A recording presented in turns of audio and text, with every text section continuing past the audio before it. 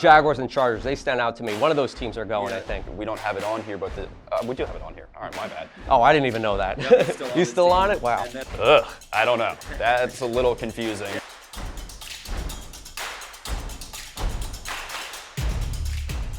Hello, welcome to Football X's and O's, our weekly tactics show giving you the inside analysis on the best NFL matchups every Monday. We'll take a deeper dive into the Chiefs' 23-20 overtime victory over the Colts in Week 12. I'm Ryan Sudo. Alongside me is NFL expert David Scott. David, that was such a much-needed win for the Chiefs. Yeah, it was kind of do or die this weekend. They did it. They got a huge win, and it was really good for them. All right, what topics do you have for us? All right, so we're going to talk about staying alive. The Chiefs are still alive in the playoff picture now with this win. Not quite in a playoff spot yet, but they're getting closer. Talk about a red zone target. Michael Pittman getting more involved in this Colts offense. Wasn't enough to get the win, but he's got a nice little route that we're going to look at. We're going to talk about tree surgeon. Ogletree gets his first NFL touchdown after being drafted in 2022, so he had to wait a little while, but he gets his first one with the Colts. We're talking about worth waiting for. Xavier Worthy comes out in overtime, has a big play that really secures this win for the Chiefs. And then we're going to talk about the bigger picture, so just what's going on in the AFC, who's in the playoffs right now, who's not. Chiefs aren't in, Colts are in. We'll take a deeper look at it. All right, let's get to the action. The Chiefs-Colts game. Chiefs come up with the win, and they was such a desperate win for them. If they lose this, they're way out of the playoff picture. They're at 6-5, and the Chiefs, they got so many yards in this game. Not really too many touchdowns, but they found a way to win in this game. Yeah, they were definitely controlling the game, which is a good sign for them because a lot of times they've been playing from behind when they're against these good teams. This is the first real win that they have against an actual playoff team. All of their wins have come against non-playoff teams. All of their losses have come against teams that are in the playoffs. So this is a huge win for them and shows that they can still compete against the likes of the Colts or anyone else who's going to be making the playoffs this year. You look at the difference in yardage, that's huge. We don't have it on here, but we do have it on here. All right, my bad. The possession, they really controlled this game, and that helps you just control the clock, helps you control the scoring, helps you control your own stamina with guys not having to be on the field too long on defense. Really good from the Chiefs all around. I really liked what their defense showed. Offense, even though they didn't score that much, looked much improved.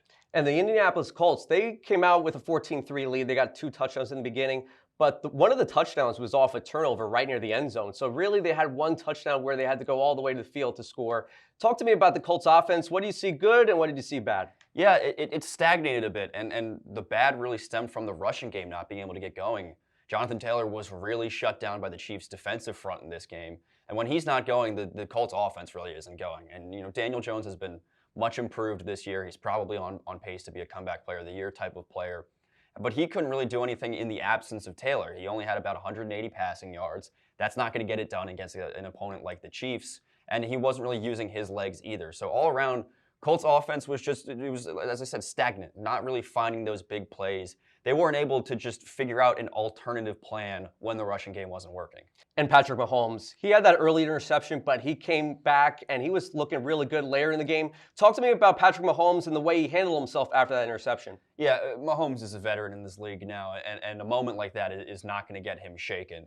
We've been waiting for Mahomes to kind of come back to his vintage form. He looked like an MVP at the start of the season, and then as things fell apart, so did he a bit. He looked like himself in this game. He was passing the ball everywhere. He was getting everybody involved. He was safe with the ball outside of that one early interception. I really liked what he did. We want to see Mahomes dicing up defenses. We want to see him using his legs. We want to see him using his field vision. He did all of that, and he did it especially when it mattered in overtime, when they really needed that drive to get down and score. All right, let's get to the first play. Mahomes, we already said it, threw that interception yards away from the end zone. So the Colts have it, 2nd and goal at the 6-yard line, and Daniel Jones finds Michael Pittman for the touchdown. This is a pretty simple play. I'm more a little perplexed by the defense than I am impressed by the offense in this play. And so what we're looking at here is kind of a flat zone. So we're, as Ryan says, we're right by the end zone. And the Chiefs, they drop a lot of their defenders back and kind of just put this flat wall along the goal line. They almost like park the bus, as you would say in a soccer game. They're saying, hey, we're not going to give this up. We're going to stay along the goal line. No one's getting past us or no balls are getting over us. That doesn't really work here. Michael Pittman, he just kind of runs right to the goal line and finds a gap in that zone and turns around. And the ball's there, and it's a touchdown. It's really weird defensive coverage. I'm sure the ball could have gone other places in this play, but the fact of the matter is they're not bringing pressure. They're not really spreading out their defense, and then Pittman can just easily waltz into an open spot and turn around. The defense is not moving. Everyone just kind of goes flat in their spot and waits for the ball. The issue is Pittman is just in between those guys, and that leads to an easy touchdown. And it felt like it was timing with Daniel Jones. I feel like, he steps back and knows that Pittman's going to be there. Talk to me about Daniel Jones and the way he composed himself in this play. Yeah, I think Jones and Pittman have been a very good connection this year, and when other guys aren't going, like Jonathan Taylor, Tyler Warren didn't have his best game in this matchup, Pittman is always there for Daniel Jones, and they've been creating a rapport, some chemistry across the season, and those timing routes where you're turning around and the ball is there for you are especially important to have that chemistry, where Jones trusts that Pittman knows where he needs to stop on his mark, and Pittman trusts Jones to throw that ball when it's supposed to come out. It works out perfectly here. Is this a design timing route? I'm not exactly sure, just based on the defense that we're looking at, but at the same time, Pittman turned around exactly when the ball was there, so I would figure either they got really lucky and Pittman just turned at the right time, or they read something in this defense where they realized they were going to have an opportunity within the zone to run a timing route. So the Colts, they have so many weapons. Jonathan Taylor, Alec Pierce, Tyler Warren. Pittman had a rough game in the last game, but 5 catches, gets the touchdown here. Do you expect the Colts to use Michael Pittman more as the season goes on? Yeah, I would hope so. He's a great wide receiver. He's certainly not in the upper echelon of guys when we talk about like a Justin Jefferson, a Jamar Chase, a Jackson Smith and Jigba, but he's a productive wide receiver one on the most productive offense in the NFL outside of obviously this game. So yeah, I would use Michael Pittman. He is arguably your best passing weapon. Sure, Tyler Warren has been spectacular this year, but he's a rookie. You can't always rely on rookies. Josh Downs is a pretty good deep threat, but he's not the all-around guy that Pittman is. Pittman has been here for a while. He's been through a bunch of different quarterbacks, which stinks for him, but he's got some consistency with Jones here. They seem to have a good connection. Going down the stretch when they need to win a couple games to secure their playoff spot, they're going to make the playoffs, but to secure themselves as a higher seed, yeah, this connection will be important. All right, to the next play we go. The Colts have a 7-3 lead. Colts are driving. Second and goal at the 4-yard line, and Jones finds Ogletree. And this is his first touchdown of his career. First NFL touchdown for Ogletree on a really interesting route tree here. They're going to motion Ogletree across the play just for him to come up and run the opposite direction once he's in the end zone. This is man coverage all the way. Guys are paired up with their opponents. Ogletree's man follows him all the way across the field, comes up on him, and then they just darts right back across. I guess he's confused a little bit by this. Maybe he's gassed from running all over the field, but Ogletree beats him at the top of the end zone, and he's got just a tiny bit of separation, just the slightest bit. Jones throws a perfect ball. This works out perfectly all across the board. Jones throws a perfect strike into the end zone. Ogletree has the hands to hold onto it into the back of the end zone. And also, you don't quite see it in the play, but good on Ogletree to get his feet down at the end of the end zone because they were right at the back. He could have had a foot out if he wasn't careful. Really tight separation. I mean, they were really close. He just barely had a step. Everything worked out well here. And you could pinpoint multiple things that went really right and and you could give props to multiple guys on this play. So Ogletree, it looked like when he made that catch, I'm like, oh, that has to be Michael Pittman or someone like that. And it's Drew Ogletree. We've never really heard about this guy ever, honestly, and he comes away with this touchdown. Yeah, as someone who was waiting for a Tyler Warren touchdown in fantasy football, I was a little upset by this because it's a tight end that no one's ever heard of. Because you got Tyler Warren on this team, you got Mo Alley Cox is still on this team, and then I didn't even know that. Yep, he's still on this team. He's still on it. Wow. And then Ogletree comes out of nowhere and snags his first touchdown. So good for him, and also unlocks another weapon. Maybe Ogletree finds some more spots in different route trees and in different play concepts that they can use in the future. Because more weapons that you got, the more guys that the opposing defenses have to scheme up for. And that just opens up many more opportunities. So Jones saw so much pressure in this game. I think the Chiefs pressured him 40% of the time. And I just like the way Jones was in this play. I think at the end of the game, third and fourth quarters, he struggled against pressure. But this one, he just hung in there in the pocket, found a seam. And he was really strong in this pocket to stay, to himself and throw this dart to Ogletree. Yeah, I agree with you. I think later in the game, he got a bit jittery. He was feeling that pressure. He was bailing out of some pockets that maybe he didn't need to bail out of. A lot of quarterbacks can play their best when they're not statues in the pocket. You don't want to be a statue in the pocket, but when you're, strong in the pocket, when you're not afraid of taking that hit. Jones, in this play and early in the game, was fine with getting that throw out as late as possible, even if it meant he was going to get popped by a Chris Jones or someone like that. Later in the game, got a little scared of that pressure. Maybe it's because he was facing it so much throughout the game.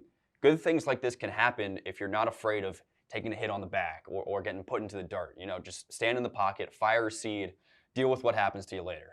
So the Chiefs would find a way to tie this game 20-20. They go to overtime. Colts are 3 and out. The Chiefs get the ball, and this is just a great play. This actually helped them get that game-winning field goal. 3rd and 4 on their opposing 24-yard line, and the Chiefs find a way to get 31 yards to Xavier Worthy. Yeah, I say this a lot with a lot of different speedy receivers that we talk about. I say a lot with Jamison Williams. It's just when you've got a guy with burner speed, you should be using that burner speed all the time. Now that Rashee Rice is back and you still got Travis Kelce on this offense and guys like Juju Smith-Schuster, Worthy's one job should be beat your man down the field. Just send him. He's got the fastest 40 time in NFL history. And what do they do on this play? They send him down the field because that's all you got to do. They're playing man coverage here. A corner, 90% of the time, does not have the same speed that Xavier Worthy does.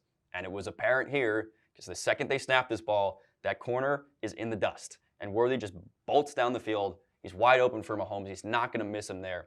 Mahomes actually didn't throw a great pass. Worthy's going left across the field. Ball comes to his right shoulder. Does a great job of turning around, snagging that ball. Takes a pretty good thump on the ground. Holds onto it. That puts him into field goal range.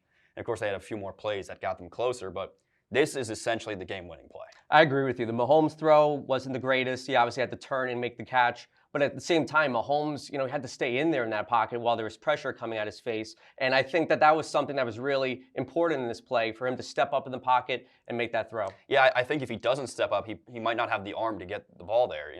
30 yards obviously is not a huge play in terms of arm strength for quarterbacks these days. But at the same time, if he's throwing off his back foot, that could let the corner get back into this play. As we said, Worthy used his speed to get past his corner. If it's a little underthrown, if it's not thrown on a strike, the corner can get himself right back into this play, knock the ball away, maybe pick it off. Anything can happen. So Mahomes, a little bit of the opposite of what we were talking about Jones from earlier. He was fine with taking that pressure. Also, Mahomes, said it before, veteran quarterback, Super Bowl winner. He's got those instincts. Jones kind of working himself back up to being a competent starter. He's had some issues in the past. They've flared up a little bit recently. There's a huge difference in these quarterbacks. Two good guys. They've been great this year.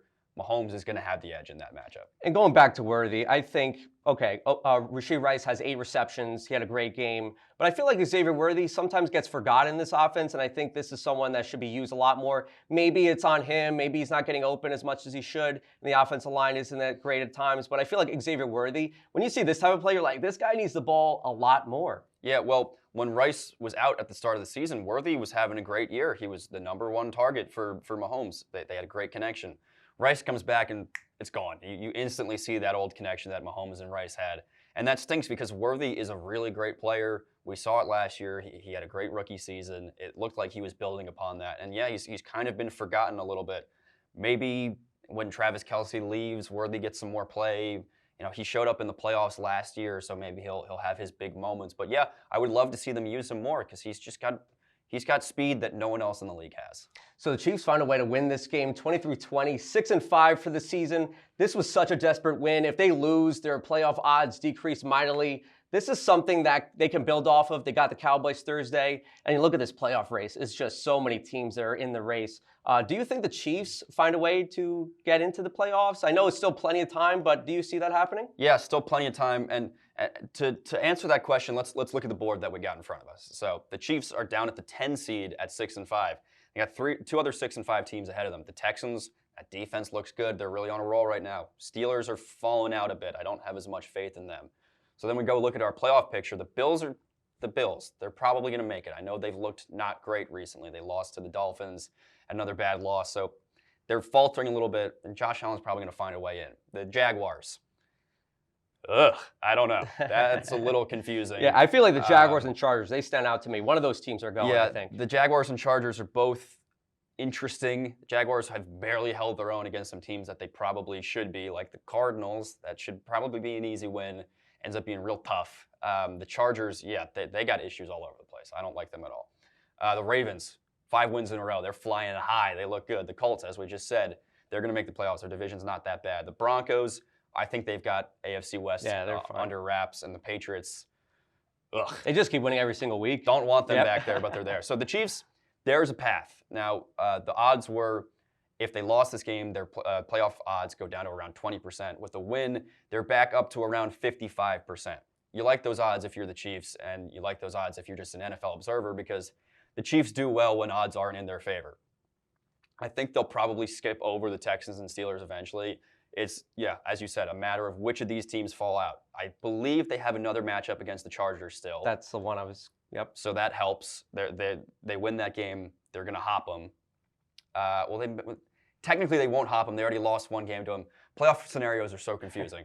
But they win that game, they get a lot better chance of hopping them. The Jaguars, I think if they play any tough competition, they're going to lose those games. So, I'd say the path is probably Jaguars or Chargers fall out. Texans or Steelers don't make it in.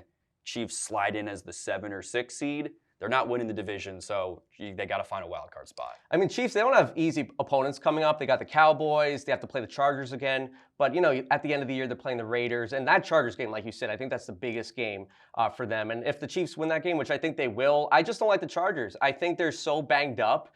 They just lost, and then they had the bye just now. I just feel like the Chargers will find a way to miss the playoffs. The Jaguars, I don't know. They're weird. I think they're going to find a way. They're so confusing. They're weird. Like, they barely beat the Cardinals, but that defense, they're very opportunistic. But I think the Chiefs find a way to make the playoffs. I think, obviously, if they lost this game against the Colts, they were absolutely cooked. But that, I think, might propel them, to beat the Cowboys possibly on Thursday. Yeah, I'm a huge proponent of the Cowboys recently, and I said they might make the playoffs. Hey, you were right. They beat the Eagles. Yeah, so I think the Cowboys got a lot of momentum. I think that is going to be a spectacular game, a Thanksgiving matchup as well. Really excited to watch that. Chiefs get that win.